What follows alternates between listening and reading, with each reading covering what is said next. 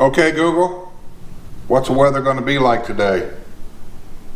In the Villages today, there'll be thunderstorms with a forecasted high of 83 and a low of 65.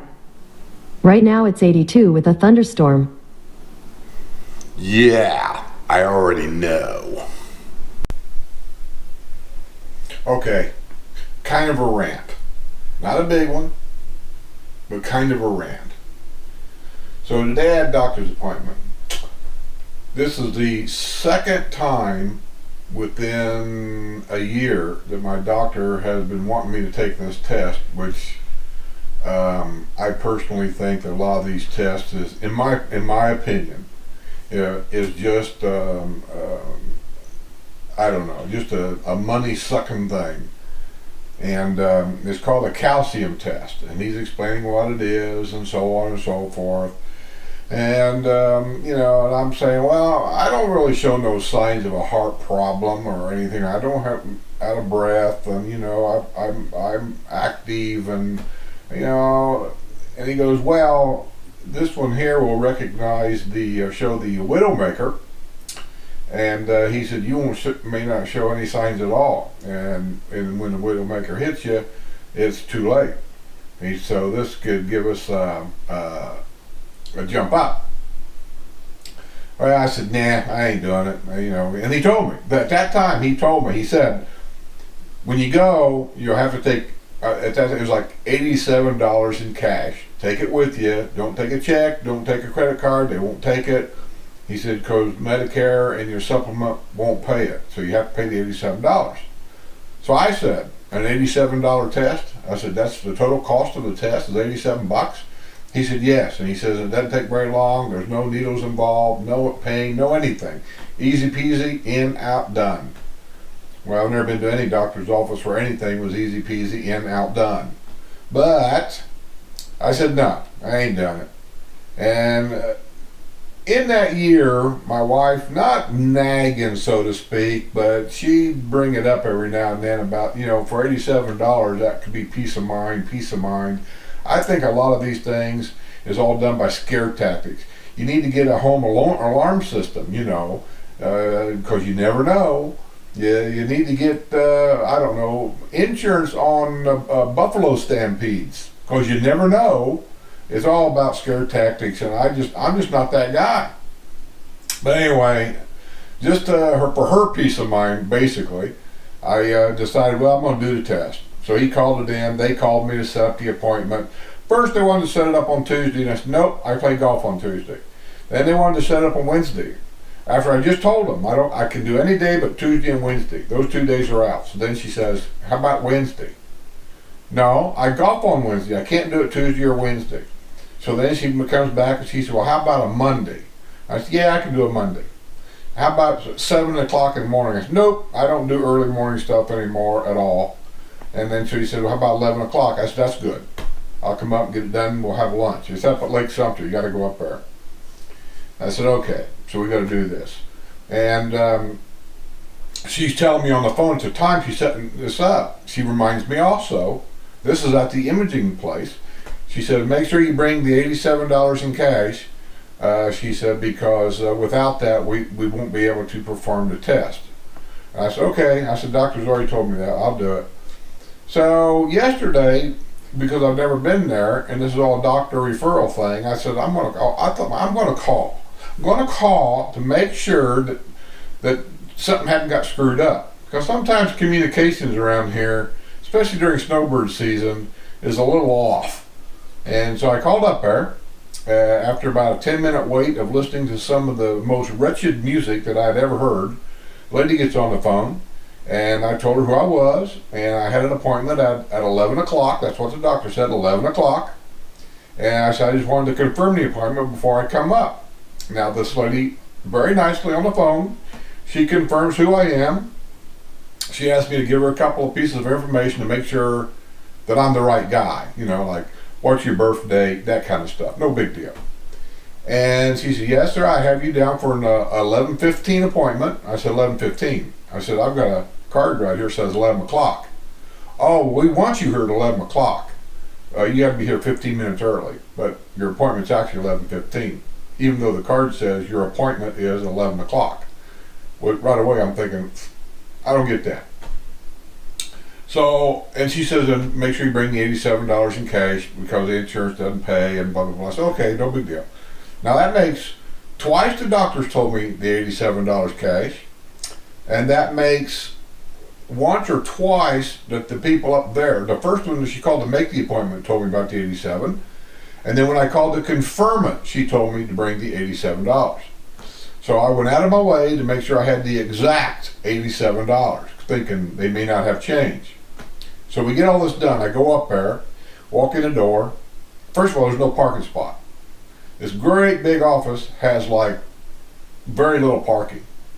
So I'm parking clear on the other end of another building and walking around that building to get to my building, which is irritating enough, but it's raining today like cats and dogs.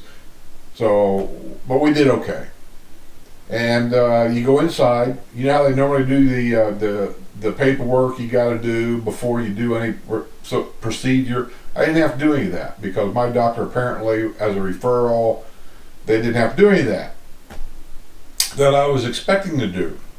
So she says, okay, she asked me a couple of questions and I answered them, and she said, okay, I need to see a picture ID and your insurance card. Well, picture ID is fine, but I questioned the insurance card. I said, why do I need to give you my insurance card when I was told the insurance doesn't pay for this and I had to bring you $87 cash? And she says, no, your insurance pays for this. We don't need $87. I said, do what? No, you don't? She said, no. She said, if you owe any money, we'll bill you. I said, no.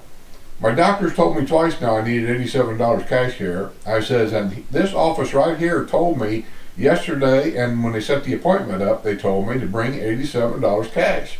I said, so are you sure that I don't need this $87 cash here? I said, because, you know, even in your office, 2 people told me I needed it. And the lady stuck her head around the corner and she said, yes. She said, I've been telling them to bring the $87 cash. We don't need the $87? And this lady must have been an office manager or something. She said, oh, no. She said, we don't handle no cash here. She said, if they owe $87, she said, we'll bill them the $87. And the lady goes, oh, okay, and walks away. Then the lady trying tells me, she said, yes, you will owe $87, but we'll send you a bill. She said, we don't collect cash here. Can you believe that? 4 people told me bring $87 up there. I go out of my way to get the exact $87 to find out I don't need $87, and I'm not done. Sit down, they'll come and get you. I'm sitting there, not very long, I'm there maybe 15 minutes. Here comes a guy around the corner with a little notebook, and he hollers my name. I get up, we're walking down the hallway, and he goes, hi, my name's, I forget the name. He goes, hi, my name's Bob, and I'm waiting for him to say, I'll be serving you, but he didn't. He said, just follow me. He says, we'll get you ready, prepped or whatever. I said, okay. So we walked down the hallway a little ways and went with this little bitty area that had like 3 dressing rooms and a stack in each room of gowns, which I expected. And he says, just take your shirt off and put a gown on. And he said, have a seat and we'll come and get you when you're ready. So I said, not thinking, I said, down to my skivvies? And he said, no, just your shirt. He said, that's all we need off to be able to put the patches on you, and that's it. It's okay. So I go in there, and there's coat hangers in there and everything else. So I hang my shirt up and hang my hat up, and it took me a while to get this gown on because it was kind of different than any gown I ever had on. I probably looked like some idiot in there in front of this mirror. I put the gown on. I mean, when they give you the thing, you don't know. Do you put it on frontwards, backwards? You know, I don't know. But it didn't see no strings on it. So I thought, oh, it must go on like a regular type shirt. So I put it on and I look at the mirror and I got this thing on totally wrong. I don't know what I did, but one side was hanging way down to my knees. The other side is way up by my waist. I thought, that ain't right. And then I got to looking. I opened it up and looked at it. There's 3 holes in this thing. 2 holes are over here. And then there's another hole like way over here. And I'm looking at, where the hell do you put your arms? So I finally figured it out that you put your arm in this hole and that hole, and then when you put it on, you know how you normally wrap it around you and then tie it off? No, there's a hole over here for a sleeve, so this arm here actually goes in 2 different sleeve holes to hold the thing on.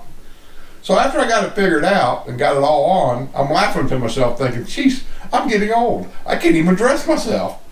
So then I hang my clothes and stuff up and I sit down and a guy comes walking in and he walked in my dressing room. And I'm thinking to myself, my clothes are in there. You know, and there's a guy in there. And he comes out, he goes over to these, with a key, he goes over to these lock boxes and he opens it up and pulls clothes out and goes back in there and gets dressed. And then when he left, I noticed he left the key. I thought, well, my God, there's lock boxes over here for my clothes. Nobody told me. He didn't say. Nobody said a word. So I went in, got my clothes, took them off the hanger, folded them up, put them in a lock box, and kept the key. It's a little wristband thing. I put on my wrist, I kept the key. So then after all this work, getting dressed and figured out and everything else, I go in, the lady comes in there, she takes me in. We didn't even get in the room. Never even got in the room. And she says, you can take that gown off. We don't need that. I said, the guy told me to put the gown on. She said, I know, we don't need that gown. She said, you can just take it off and throw it over there in the chair. We don't need the gown. Oh my God! So I told her, I said, well, hell, I could have come here and took my t-shirt off and just stood over in the chair. And she said, yeah, we don't care. We don't need that gown. I said, well, there's a whole stack of them in there. She said, yeah, I know. We tell them all, just go ahead and take them off. We don't need them. Man, I'm thinking, maybe somebody should tell the guy that's bringing us back to this room that we really don't need those gowns put on. But anyway, so I went through the test, got it all done. I don't know anything yet. I guess my doctor will call me whenever he gets the results or whatever, and he's going to explain everything, and they told me he would, and I'm thinking, God bless Dr. Kelly. He's going to call me, and he's going to go through, I swear to God, he's going to go through a 20-minute speech of everything on this test before he finally gets down to the bottom line and says, you're okay. I just can't wait. This is probably going to be the last calcium test that I take for a while because I can't take it. It's frustrating. So after we got done in there, I went to Panera Bread and I had me an Italian sandwich, which I've never had before. The bread's a little chewy, a little hard. So if you have dentures in any way, I can see that'd be a problem. But I don't. So, but it was very unusual. It was very good. And then I got broccoli cheddar, cheese maybe, broccoli cheddar soup to go with it, below that. That was excellent. The broccoli cheddar was excellent. The sandwich was good. Not great, good. But here's the thing. When I'm standing there ordering this, and I'm not a big Panera Bread, I go like twice a year, so I don't know their procedures. She says, is it okay to have something bread, she said, I forget how she put it, but something bread on the side. And my mind went blank. I was like, what? I thought she meant, follow me here, my logic. How many of you out there went to a place and ordered a hamburger, a regular old hamburger and some fries for lunch or something, and they say, what do you want on that hamburger? And you say, what comes with it, or whatever. And they say, well, lettuce, tomato, mustard, blah, blah, blah. You say, okay, yeah, I'll take that. Just loaded, whatever. They bring it, and you have a bun sitting over here with a burger on it. Maybe the top of the bun is kind of sitting at an angle on top of it, kinda. But then all the fixings that you just told them to put on that is sitting over here on the other side of the plate. So you have to put all this on that burger because apparently they can't figure out how to do it back there. I thought that's what she was talking about. So when I went over to get our Pepsis that we got to drink, I was telling Sis, what am I going to do? I got to make this sandwich myself? What are they going to do? Put the bread on one side of the plate and then load the Italian meat, cheese, and everything else on the other side of the plate, and I got to make my own sandwich? Because if we did, I was going to tell her, this is the last time I come to Panera Bread. I don't work here. I'm not making my own sandwich. She said, no. She said, that's the bread that they want to know if you want it. It's for the soup. I said, for the soup? She said, yeah. I said, but I've got a sandwich and soup, and yet they want to give me this hunk of bread to go with soup. And she said, yeah. And it wasn't one of them bread bowl cups. It wasn't that. It was just a big hunk of bread she ripped off. And it was even harder and more chewier, if there's such a word as chewier, than the sandwich bread that was hard and chewy. And I mean, it's not old. Their bread is all fresh. It's all very good. It all tastes really great. It's just the texture of the bread. That's just the way it is. Now I'm thinking to myself, told Sue, I said, whatever happened to common sense? I mean, just plain old common sense. I understand it's Panera Bread, and it's a corporate manager. They got things to do and all this and that. They make a decision for the nation. I understand all that. But we're in a retirement area. We're probably, and I don't want to put numbers on it, but I'm going to say there's a very, very large part of our population here that has false teeth, dentures of some kind or another, partials, whatever. And this bread is very hard and very chewy, and it's hard to bite into it. I don't know, maybe it's me, but I would have thought that some manager somewhere with a third grade education would go, you know what, maybe we ought to offer them different types of bread, some softer than others, because this is pretty hard. My grandma would have a hard time biting into this. This just seems like not like the commonsensical thing to do. Just saying, that's all. That's the way my day went. You all have a good day. I'll see you on the other side if I don't get there first.